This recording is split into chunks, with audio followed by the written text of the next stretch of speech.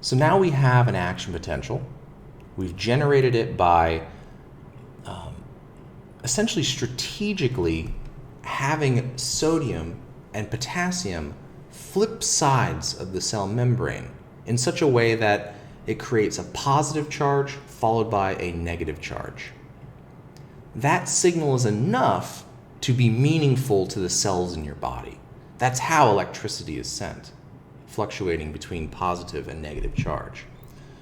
So how do we take that action potential and how do we convert it into something meaningful to the body, meaningful to your cells? How do we communicate it to another cell? This is an illustration of the axon terminal. There's a lot kind of going on here. I want to orient you a little bit. So at the very top left, you're kind of looking at the big picture. You see at the very top left, you have an axon that's coming from some unseen neuron, and then it's hooking up to the next neuron in line. So you have the axon coming in, it then branches off into these many little axon terminals, which hook up to the dendrocytes of another neuron. Well, we're going to zoom in on that junction, that part where the axon terminal connects with the next neuron, connects with those dendrites. So what we're seeing on the right side here is a blow-up of that. So the very top, it's labeled as presynaptic neuron. That is the axon, right? It's the first neuron in line. We'll talk about what a synapse is in a second. But the presynaptic neuron is going to be that first neuron that's sending the signal. What's going to come up through that axon there is the action potential. So you can imagine this electrical charge being transmitted from the top down into the axon terminal, this kind of more rounded structure beneath it. There are a few things about the axon terminal, a few structures that you need to be familiar with. First, when you get to the axon terminal, there are these little packets called synaptic vesicles. Anyone who, again, has taken a biology class, you may have heard of vacuoles. Vacuoles are these spaces that the cell uses for storage. So if you have really important proteins, or you have certain, say, for single-celled organisms like amoebas that eat their prey by engulfing them, what they do is they take that say other bacteria that it's eating, it brings it into its cell body, and then it stores it in a vacuole. It's this empty space. It's a bubble within the fluid inside the cytoplasm. Well, same here. We have these little packets, but what they're specifically filled with are these things called neurotransmitters. This is going to be an important term. We'll talk about neurotransmitters in a bit more depth in a second. But for now, I want you to know that these are chemical messengers. Neurotransmitters are chemicals. This is the signal that the action potential is going to help the neuron send to the next cell.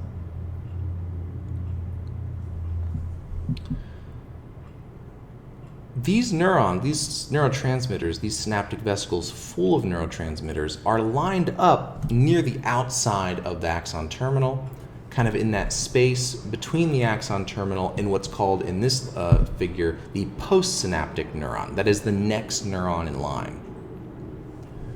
When the action potential comes traveling through the axon, and then it hits this axon terminal and it comes in contact with these synaptic vesicles, what it'll do is it'll signal for these neurotransmitters to be released.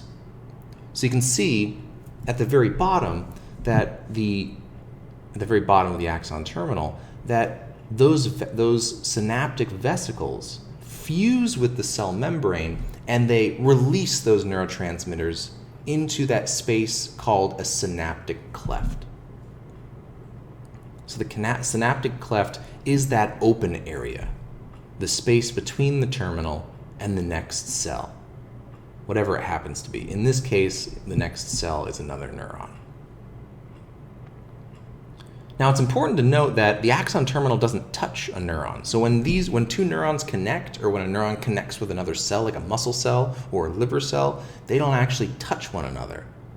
because they need this space to put those neurotransmitters.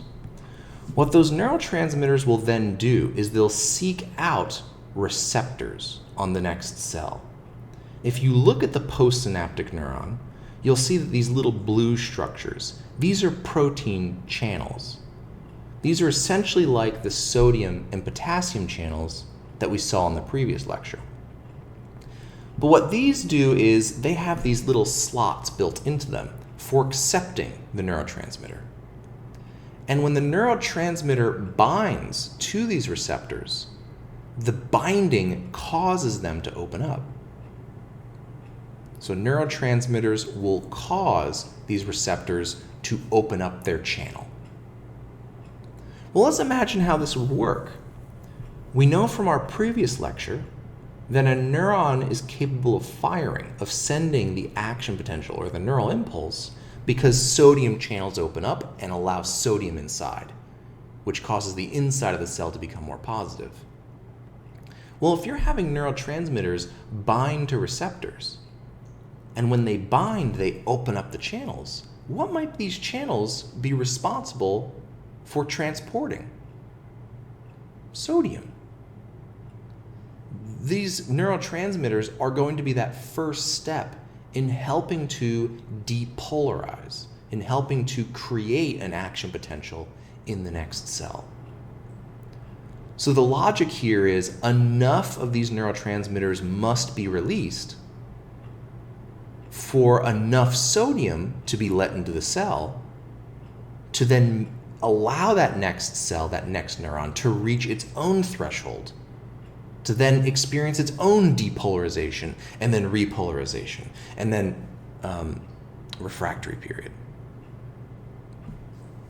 So the neurotransmitters are going to help to open up the channels on the next cell and create its own action potential.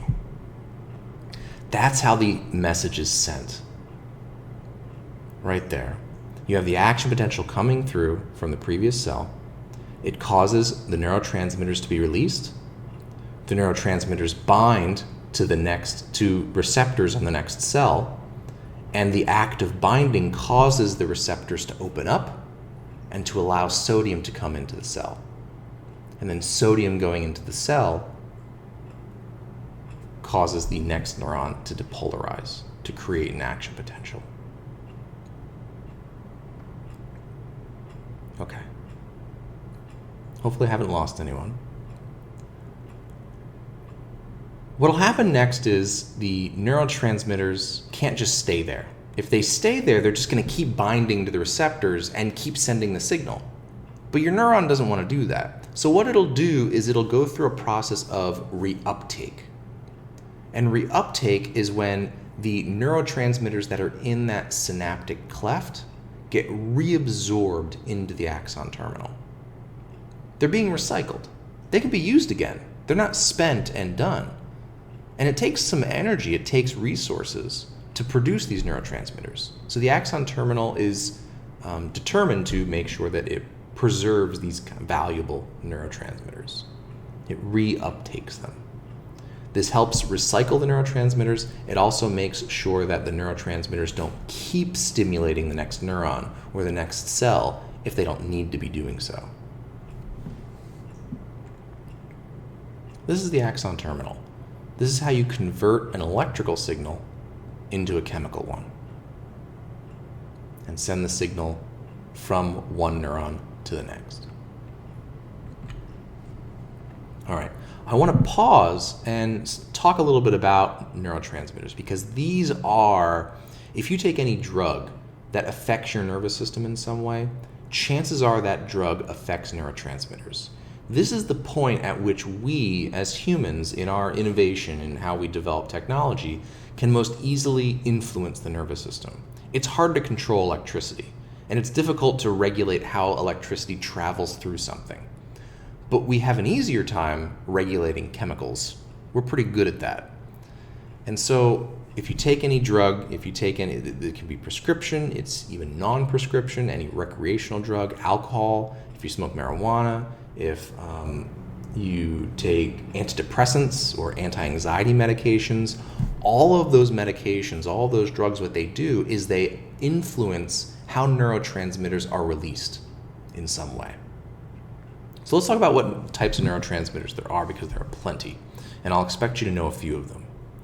In general, I want you to understand the difference between an excitatory and an inhibitory neurotransmitter. An excitatory neurotransmitter is any neurotransmitter that causes the next cell or the next neuron to be more likely to fire or to send another message.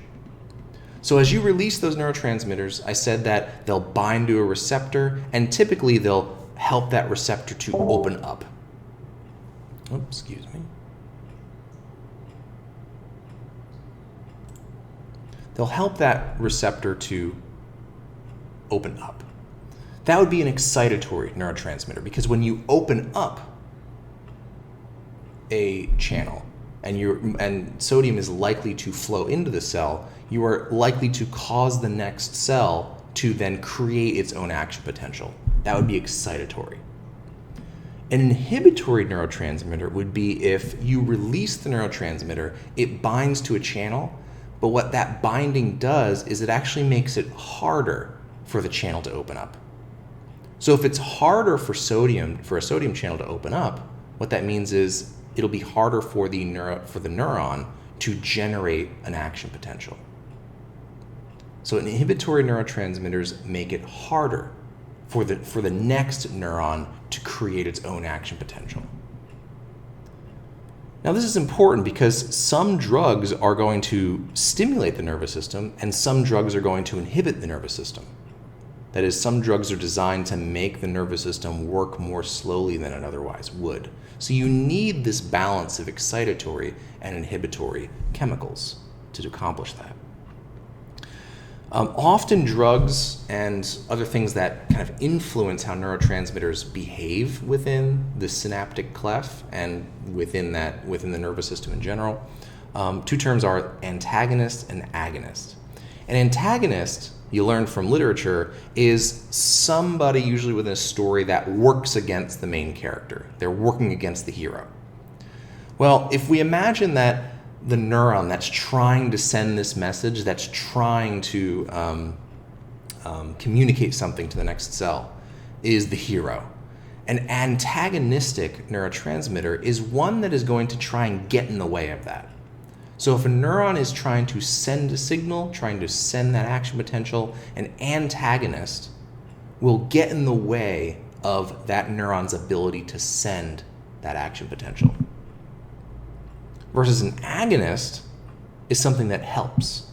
So an agonistic chemical is going to speed up the process by which that neuron can send that signal to the next cell or the next neuron. So antagonists get in the way, antagonists assist. They help the neurotransmitters. All right, let's go through a few types. These are types that you'll probably run into again and again. We'll talk about these later in class. You'll also, if you say take sports medicine or are majoring in exercise science, et cetera, or any biological science, you'll probably encounter these at some point. Acetylcholine's a big one. This one is responsible for muscle activity. So imagine that you have the same situation where a neuron is hooking up to another cell. But rather than a neuron hooking up to a neuron, let's imagine that the neuron is hooking up to a muscle. If I have my finger here, I can move my finger because I'm sending a signal to the muscles within my fingers. What's responsible for allowing my muscles to do what they do is acetylcholine. So when you send a signal to a muscle and it does this, what's actually happening is the muscle within your finger is contracting. If you move your finger this way, there are muscles on the inside of the finger that are contracting to do that. So right now, what I mean is the muscle is relatively flat, it's relatively relaxed. And if you want to bend your finger, the muscle will actually kind of shorten. It'll contract. And as it contracts, it pulls your finger downward. How that happens is there are neurons in my finger that when the signal is sent there that I say, okay, I want to move my finger now, the neuron will release acetylcholine into the synaptic cleft. And when the acetylcholine binds with the receptors on the muscle cell, that's what causes the muscle to contract. So acetylcholine is the neurotransmitter that tells muscle to contract. Dopamine is a very common neurotransmitter. This is everywhere. Primarily what it's for is reward motivation. So whenever you do something that's pleasurable, what dopamine is going to do is it's going to be released ahead or right before usually when something rewarding is about to happen. So let's say that you take the exam for this course or for this next chapter, exam 2 for chapter 3, and exam 3, and you're taking it. You're very nervous, and you submit your answers, and you find out that you got a 100% on the exam. You did very well. What happens is when you get that 100%, there is a flood of dopamine. That dopamine is what causes you to feel, oh my God, that's great. I love that. I love that I got 100. I'm so proud of myself. What dopamine does is it tells your body, hey, what you just did was a very good thing, and you should do it again. So dopamine is something that will tell your body what you did was good, you should do it again in the future. Now, dopamine becomes problematic when we start talking about alcohol and certain types of drugs. Because alcohol, methamphetamine, really most addictive drugs also affect the dopamine reward system, such that when you drink alcohol, when you do meth, when you take cocaine, it's going to create a flood of dopamine. So what it's telling your body is, whatever you just did, that was a really good thing that you did. You should do it again. You should be motivated to do it again. That's how you can become physically addicted to certain types of drugs, is that your body says, oh, this was a good thing, you got dopamine for it, so you should do it again. The other thing that dopamine will do is it helps with muscle regulation to some degree. So there's a disease called Parkinson's disease, which is characterized by a loss of control of fine motor movement. So what I mean by fine motor movement, so you have gross and you have fine. Gross is simply you can move your body, you can get up out of a chair, you can kind of move, you can propel your body in a certain direction. Fine motor movement is like moving your fingertips. It's holding a pencil or writing. It requires very delicate movements. But with Parkinson's disease, people usually report trouble regulating those fine motor movements. And it turns out what's causing this is a lack of dopamine. The body isn't producing as much dopamine as it should be producing. And the drug that we often give people with Parkinson's disease is something called L-Dopa. It's a synthetic form of dopamine. And so people with Parkinson's are given this drug, they're given synthetic dopamine, it usually helps a bit. The alternative, though, is that you can actually take too much L-Dopa. You get a lot of dopamine in your system. And we'll talk about this a little bit later, but if you have too much dopamine in your system, it actually it causes you to start to hallucinate. Dopamine is also important for us recognizing patterns.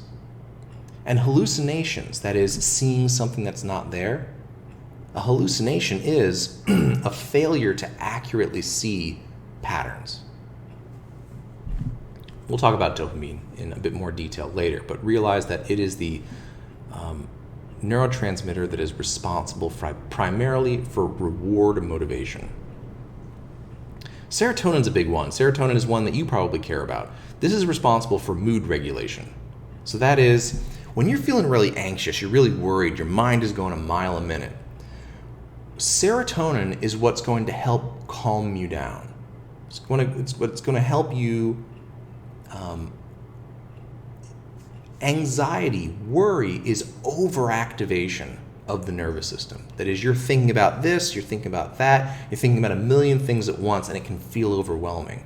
Serotonin is responsible for kind of bringing you back from that state, bringing you back from the brink, from this intense worry. So it's responsible for mood regulation. One of the drugs that they often give people with anxiety disorders are something called SSRIs. And an SSRI is a selective serotonin reuptake inhibitor. Selective serotonin reuptake inhibitor. How this works is when people experience immense anxiety or they have an anxiety disorder, what their brain may be doing is they are producing some serotonin, which then regulates their mood, it makes them feel more calm, but they're not producing enough such that when it gets released into the synaptic cleft, it doesn't appropriately, in this case usually, inhibit the next neuron enough. It doesn't stop it from firing. It doesn't tell it to relax. So what you need to do is you need to increase how much serotonin is in there. Well, you could just give someone serotonin. That is one way to solve that problem. But it turns out that has a lot of side effects. So what they've started to do is they give people drugs that will inhibit reuptake of serotonin. And remember that reuptake is when your neuron, when your axon terminal, attempts to recycle neurotransmitters. So a selective serotonin reuptake inhibitor, what it's going to do is your body will produce the natural amount of serotonin it would. But rather than reuptake it, that reuptake will be inhibited, and therefore that serotonin will remain in the synaptic cleft. So as you produce naturally more serotonin, you're going to have even more serotonin within the synaptic cleft. Therefore, the next cell is going to continue to receive that signal of, okay, calm down. You don't need to fire anymore. You should be relaxed at this point. That's how SSRIs work, selective serotonin reuptake inhibitors. The next two neurotransmitters are found all throughout the body. They have many different functions. I want you to be familiar with their general function. That is, glutamate is a major excitatory neurotransmitter. So when a neuron or a cell needs to be stimulated, when it needs to be told to be more likely to do something, glutamate is likely involved. GABA is the opposite. It's the major inhibitory neurotransmitter. So often it will be what's responsible for making sure that a neuron does not fire. We'll talk about these a little bit when we talk about drugs and how drugs affect consciousness. I'll also sprinkle them in here and there throughout the semester. So I would be at least familiar that glutamate, when you hear glutamate, that means excitatory. That is, a neuron is more likely to fire. Or GABA inhibitory, it is less likely to fire. And then endorphins. These are a neurotransmitter that you're probably intimately familiar with, especially if you play a sport. These are mostly inhibitory, and they are in charge of pain relief. When you start to exercise, when you, say anyone who's a runner, you've probably noticed that when you first start running, that is before you're even conditioned to be a good runner, it's very, very painful to run. That is, you start running, what happens is your muscles are working hard, they're building up that lactic acid, and the lactic acid is what gives that painful sensation when you're working out. Well, what you've probably noticed is it's painful at first, but if you push further into it, that is, you start working out for 10, 15 minutes, and then you go longer than that. So you're running a mile, or you're running a half marathon, or a full marathon. After a little while, that pain subsides, it goes away, and you kind of hit that sweet spot where your body's moving, it certainly takes energy, and maybe it's a little painful, but for the most part, you're kind of riding that high of how good it feels to exercise, how good it feels to run. What's happening is, when you first start working out, when you get that lactic acid burst, you don't have many endorphins throughout your body, inhibiting pain. However, as 10 minutes, 15 minutes go by, you still have that acid in there. It's still causing pain. However, at that point, your body realizes, okay, this isn't going away. It's here. And so it starts to produce endorphins, which act as a natural pain suppressant. So as you run past that sweet spot, you start to really just feel, first off, dopamine is released when you exercise. That's why it's rewarding to exercise, especially if you do it a lot. And then you no longer feel that pain because the endorphins are inhibiting the pain signals. Another way to remember endorphins is that this is actually short for endogenous morphine.